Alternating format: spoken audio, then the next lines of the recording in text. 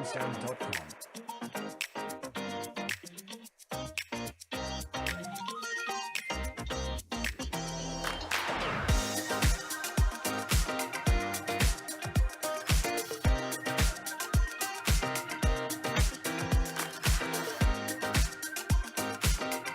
bensound.com. bensound.com.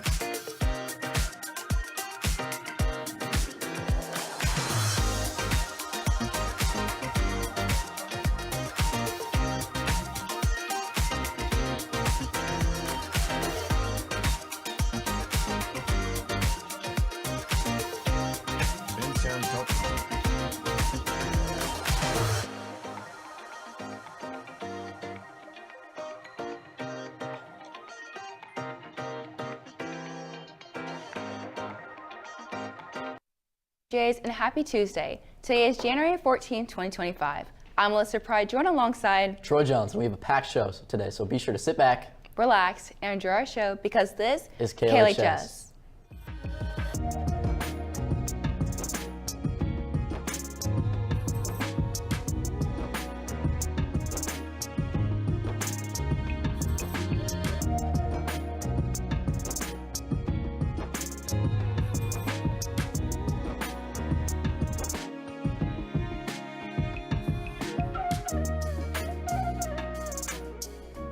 Coming up in this episode, we'll begin with a top story report from reporter Lilia Kropp about national holidays. After that, we will head on to some announcements about Reed Bowl, application classes, Casey Scholar applications, and much more. And lastly, we will head over to reporter T-Shawn Alexander for a report on a basketball game. Those stories and more are coming up on today's show, January 14th. Thanks for joining us. We will begin with a top story about national holidays. There are a lot of different national holidays for the month of January. National Cream Puff Day, National Buffet Day, National Chalk Covered Cherry Day, and a lot more. But there is a big important one coming up in February. Let's head over to reporter Lilia Kropp to hear more. Hey Jays, I'm Lilia Kropp here to give you another top story. There are a lot of big, well-known national holidays out there on our calendars, like National Pie Day, National Couples Day, and National Signing Day for athletes. But one in particular is happening on February 5th that is a big deal for women athletes. That's national holiday is National Girls and Women's in Sports Day. National Girls and Women's in Sports Day is an annual day that has been happening since 1987. President Ronald Reagan signed that February 5th would be the day. This day is used to acknowledge and celebrate the accomplishments of female athletes and all of the women's sports growing, like the WNSL, KC Currents, WNBA, and many other big leagues. It's very important to recognize all of the women who are playing in those leagues, as well as all girls who are playing in any level of sports.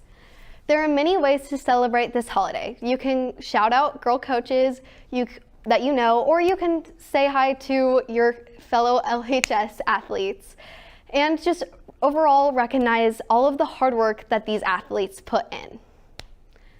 LHS will be celebrating this holiday as well. The Blue Crew Crazies have put together several different activities to help celebrate and recognize all the women athletes here at LHS. The Blue Crew Crazies will be giving out donuts and having fun treat bags, as well as photo ops to take pictures at. Not only that, but they will also be handing out cookies on this day just to honor all of our female athletes. That is all I have for you today on this top story. This has been Lilia Kropp reporting for KLHS. Thank you, Lilia. With that, let's head over on to some announcements. Here at LHS, some classes require you to apply in order to determine if you're good for the class. These classes include choir, broadcasting, newspaper, photography, and yearbook. You can find out more information about each class on the LHS website or the schooling's website. All applications close early February. If you would like to apply, you can go to the Classes tab under Student Life on the LHS website. We have a wide variety of choirs that you should consider joining. We have choirs that are more open to freshmen, sophomores, like our chorales, whether that be TB, tenor or bass, or we have our treble choirs, that being the blue and the silver chorale. And then if you've been in choir before, you want more of an advanced challenge, you can join our VOCHAS, which is our advanced treble choir, or concert choir, which is our advanced audition SATB ensemble. And that's the choir that tends to go on trips. Like this year, we're going to Nashville. It's going to be a lot of fun. So you should definitely come out and join choir. Moving on, the annual CW Stutzman basketball tournament is right around the corner. Their tournament will have 6 teams all across the KC Metro. This is the 54th team of the Stutzman tournament and will be taking place on the 21st, 23rd, and the 24th. Liberty will play on January 21st against Chrisman at 7 p.m. and then again on January 23rd with Lincoln. Be sure to shout and support your Jays men's basketball team. If you like to read, you're in luck, as the library started their annual Read Bowl on January 1st, and it goes until February 7th. If you're interested, you can pick up a book of your choice and see how many books you can read from the day you start up until the deadline for a prize. If you read one book, you can get a piece of candy. 2 books, a snack pack, and if you read 3 or more books, you get a Blue Jay glass tumbler. There were 300 entries last year, so let's see if we can top that this year. Lastly, if you're a junior or a freshman, the Casey Scholar applications for traditional and college savings match are now open. The deadline to apply is Friday, February 28th at 5 p.m. If you are a junior, you can go to the traditional scholarship information if you would like more info, and if you are a freshman, you can go to the college savings match information for more info. If you need help writing your application or have any questions, go to applicationhelp@greatjobskc.org. That is all the announcements we have for you today. Let's head over to reporter T-Sean Alexander for a report on a basketball game.